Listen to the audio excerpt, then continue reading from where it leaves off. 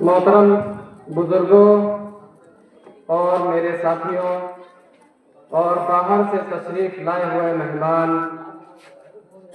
آج 26 جنوری یوم جمہوریہ منایا جا رہا ہے،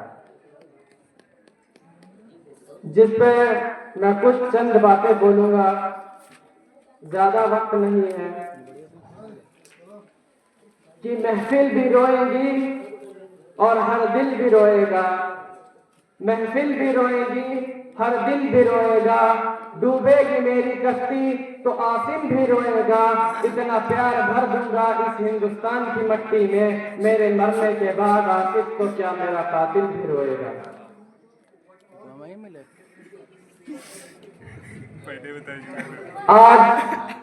آج کا دن ہمارے لیے نہایت اہم اور تاریخی ہے، کیونکہ ہم 26 جنوری یوم جمہوریہ منا رہے ہیں۔ یہ دن ہمیں نہ صرف آزادی کی اہمیت کا احساس دلاتا ہے، بلکہ ہمیں اس بات کا بھی یاد دلاتا ہے کہ 26 جنوری 1950 کو ہمارے آئین نافذ ہوا تھا اور ہندوستان ایک آزادی اور مختار اور جمہوریہ ملک بن گیا تھا۔ آئین وہ دستاویز ہے جو ہمارے حقوق اور فرائض کو واضح کرتے ہیں اور ہمیں مشاہدت، آزادی اور انصاف جیسی نعمتوں کو فراہم کرتے ہیں۔ یہ ہمارے لیے عظیم رہنماؤں کی قربانیوں کا نتیجہ ہے، جنہوں نے یہ آزادی اور مضبوط ہندوستان کے خواب کو حقیقت بنا دیا ہے۔ لیکن پھر بھی ہمارے علماء کو اور ہمارے مدرسوں کو اور ہماری مساجدوں کو ہی ٹارگٹ کیا جاتا ہے اور کہا جاتا ہے یہاں سے آتنکوادی پیدا ہوتے ہیں، ان لوگوں نے ہندوستان کے لیے کیا کرا ہے۔ تو میرے دوستو، یہ بات کان کھول کر سن لو کہ آج تو دنیا کا کوئی بھی ہندوستان کے اوپر آنکھ اٹھا کر نہیں دیکھ سکتا ہے، کیونکہ ایک مدرسے کے ہی نوجوان نے اس ہندوستان کو وہ سپر پاور بنا کر دنیا کے سارے دیشوں کے سامنے کھڑا کر دیا ہے کہ دنیا کا کوئی بھی دیش ہندوستان کے اوپر آنکھ اٹھا کر نہیں دیکھ سکتا۔ وہ بھی مدرسے کا ہی ایک طالب علم تھا جس کا نام APJ عبد الکلام ہے۔ آج جسے ہم لوگ کہتے ہیں سارے جہاں سے اچھا ہندوستان ہمارا، یہ بھی لکھنے والا ایک مدرسے کا ہی بچہ تھا جس کا نام عبد الکلام، جس کا نام علامہ اقبال تھا۔ لیکن پھر بھی ہمارے مدرسے کو ہی بدنام کیا جاتا ہے۔ نہ میں تحریک لکھوں گا، نہ میں قرآن چھوڑوں گا، نہ میں تحریک چھوڑوں گا، نہ میں قرآن چھوڑوں گا، نہ اس مٹی کو چھوڑوں گا، نہ یہ پہچان چھوڑوں گا، تجھے کرنی ہے جتنی کوششیں کر لے مٹانے کی، نہ میں اسلام چھوڑوں گا، نہ ہندوستان چھوڑوں گا۔ سبحان اللہ۔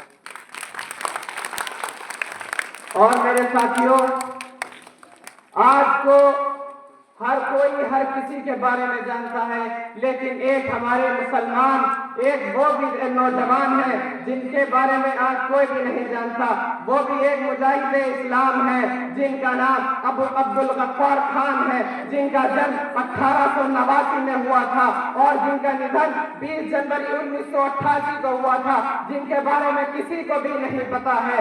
یہ وہ نوجوان، یہ وہ مجاہد ہیں جب بلیا والے باغ میں جنرل ڈائر نے گولی چلانے کا آدیش دیا تھا، تب ان سے پوچھا گیا کہ کیوں چلوائی تھی گولی، تب اس نے کہا کہ پٹھان میدان سے بھاگ رہے تھے۔ تب وہاں پر کھڑے ہو کر مجاہد بولنے والا یہی عبد الغفار خان تھے، جنہوں نے کہا تھا کہ یہ سرکار اگر کسی بھی پٹھان کی پیٹھ پر گولی دکھا دے تو ہم مسلمان اسی وقت آزادی کے سنگرام سے پیچھے ہٹ جائیں گے۔ پورے 5 دن تک پوسٹ مارٹم چلا، 75 پٹھانوں کی لاشیں ملی، لیکن 75 کے 75 پٹھانوں نے اپنی گولیاں اپنے سینے پر کھائی تھی۔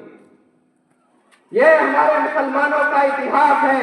تمہیں جتنے بھی اتہاس کے پنے کھول کر دیکھ لو، ہم نے اپنے خون سے ہندوستان کی مٹی کو لال کر دیا، لیکن ہندوستان سے کبھی بھی غداری نہیں کی۔ وہ ٹیپو سلطان جب انگریزوں نے ہندوستان کے اوپر نظر اٹھائی، تب ان کو پتا چلا ایک یہاں پر پہاڑ جیسی چٹان ہے جس کو توڑنا آسان نہیں۔ تب ان کو پتا چلا کہ وہ چٹان کوئی اور نہیں، ایک ہمارے ہی ایک ٹیپو سلطان.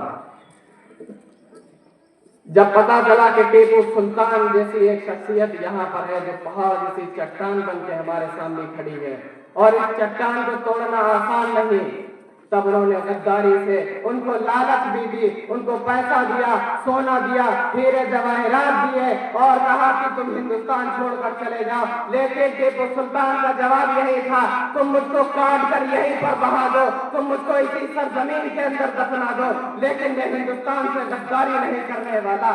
تب جا کے ان لوگوں کو یہ پتا چلا کہ یہ مجاہد اسلام ہے، یہ ٹوٹنے والا نہیں، یہ ہم سے گھبرانے والا نہیں. تو ایک کام کرتے ہیں، اس کو کسی بھی چالاکی سے ہم اپنے راستے سے ہٹا دیتے ہیں.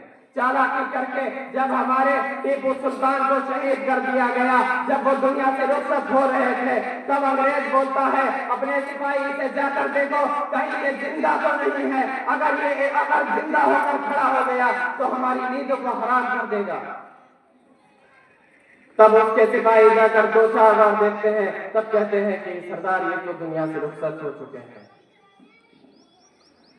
تب ہندوستان پر ان لوگوں نے راج کیا اور ہم لوگوں کو غلام بنایا، جس کے بعد آج تک کوئی بھی ایسا مجاہد اسلام پیدا نہیں ہوا ہے کہ جب ہمارے اسلام کے اوپر بات اٹھائی جائے تو وہ سینہ چوڑا کر کے آگے کھڑا ہو جائے. ارے کہاں سے پیدا ہوں گے ایسے مجاہد اسلام جن کی ماں اپنے بچوں کو دودھ پلاتے وقت موبائل چلاتی ہیں، ڈرامے دیکھتی ہیں؟ ارے وہ مجاہد اسلام کب پیدا ہوتے تھے جن کی ماں اپنے بچوں کو باوجود دودھ پلاتی تھی، باوجود رہ کر نماز پڑھ کے اپنے بچوں کو اپنے صحابیوں کے قصے سناتی تھی. آج تو براتوں میں ڈی جے چل رہے ہیں، ڈرامے چل رہے ہیں، تماشا چل رہا ہے. کہاں سے وہ مجاہد اسلام پیدا ہوں گے؟ کہاں سے صلاح الدین ایوبی جیسے مجاہد پیدا ہوں گے؟ بس میں اپنی بات کو یہیں پر ختم کرتا ہوں. باقی دعوانا الحمدللہ رب العالمین.